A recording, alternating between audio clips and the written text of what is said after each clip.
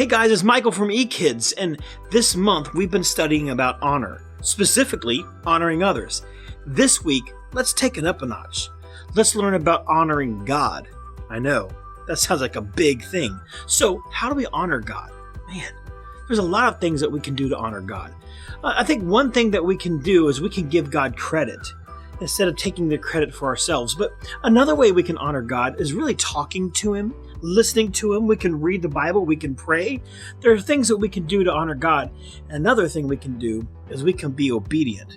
So we're about to hear the story of Daniel. There's going to be a couple parts.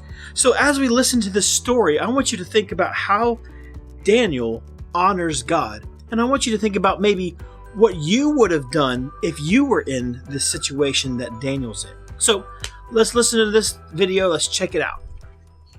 God's story, Daniel.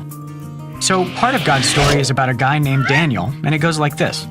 Daniel was a Jew, which means he was part of God's special family. But when he was a young man, a king called Nebuchadnezzar, let's call him Nezer, came in from the city of Babylon and took over. He chose the smartest, strongest, most handsome Jewish men to leave their home and come work for him in his palace. One of those young men was Daniel. Even though most people in Babylon didn't follow God, Daniel and his friends did. So they had to figure out how to obey God and serve the king.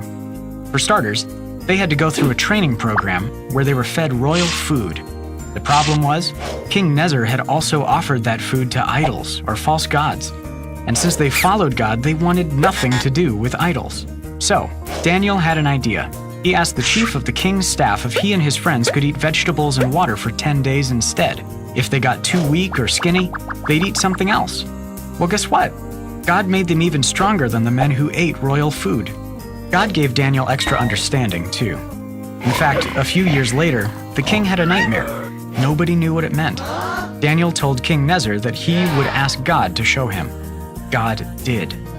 After that, King Nezer adored Daniel. He even said God was pretty great, which was a big deal, because the king didn't even think about God before that. But soon, he made it hard for Daniel to follow God again. That's because the king built a huge gold statue of himself, 90 feet tall. Anybody who didn't bow down to it would be thrown into a furnace. This time, Daniel's friends were the ones in trouble. Their names were Shadrach, Meshach, and Abednego. They told the king, "The God whom we serve is able to save us. But even if he doesn't, we will never worship the gold statue you've set up." So they got sent into the fire. Well, pretty soon the king looked into the furnace and noticed that there were 4 men, and they were walking around. An angel of the Lord was protecting Daniel's friends. They got out alive and didn't even smell like smoke. God didn't stop them from getting punished, but he did go through it with them. The king had never seen a God who would rescue like that. Afterwards, King Nezer didn't mind if Daniel and his friends worshipped God, but the king still worshipped idols too. So God sent him another dream, and Daniel told him what it meant. King Nezer would live in a field and eat grass like a cow for 7 years. In other words, he'd go crazy until he realized that God is the only one we should worship. Kids, God doesn't want everybody to worship whoever they want. He wants everybody to worship Him. All right, so that first part really sets it up.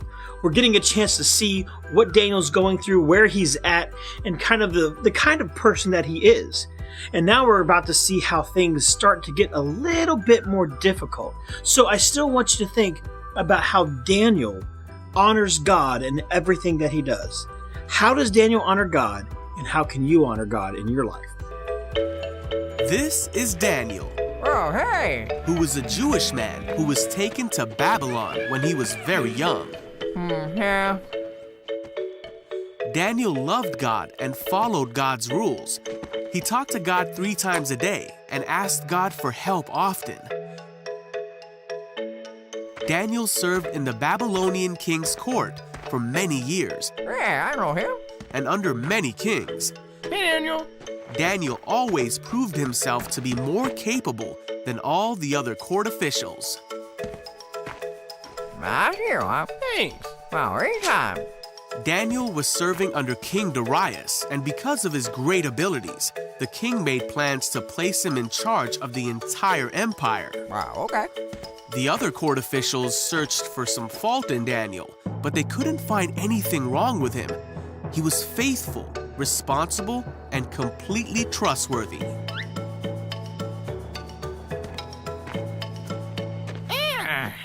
Wait.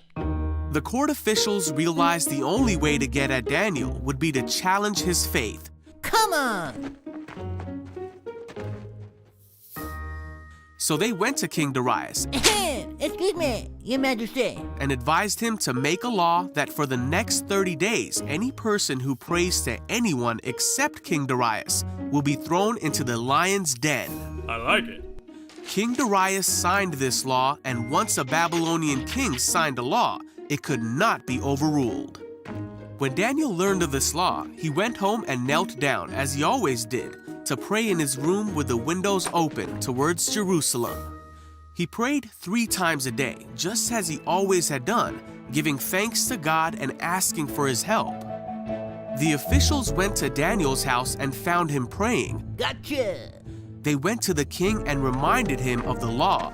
I remember. Well, Then they said that Daniel had been found praying to God 3 times a day. What? When the king heard this, he was very upset, Get over here. and he spent the whole day trying to think of a way to save Daniel. wait, what? By that evening, the court officials came back to the king and reminded him that no law signed by the Babylonian king could be overruled. So at last, the king gave orders for Daniel to be thrown into the lion's den. The king said to him, "May your God, who you serve faithfully, rescue you." Then the lion's den was sealed shut with Daniel inside. The king spent the night fasting and couldn't sleep. Then very early in the morning, the king hurried to the lion's den. He called out, Hey, Daniel. "Was your God able to rescue you from the lions?" And Daniel answered, "Long live the king! My God sent his angel to shut the lions' mouths so that they would not hurt me, for I have been found innocent in his sight." The king was overjoyed and ordered that Daniel be taken out of the lion's den. Then the king ordered the men who had schemed against Daniel to be thrown into the lion's den as punishment. Daniel was safe. There was not a scratch on him, for he trusted in God.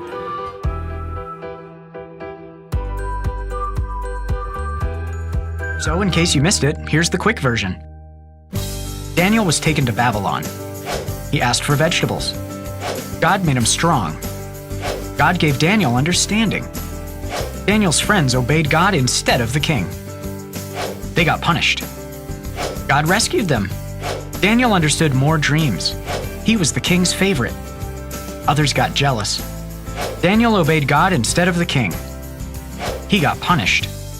God rescued him. Daniel served God no matter what. And that's a part of God's story.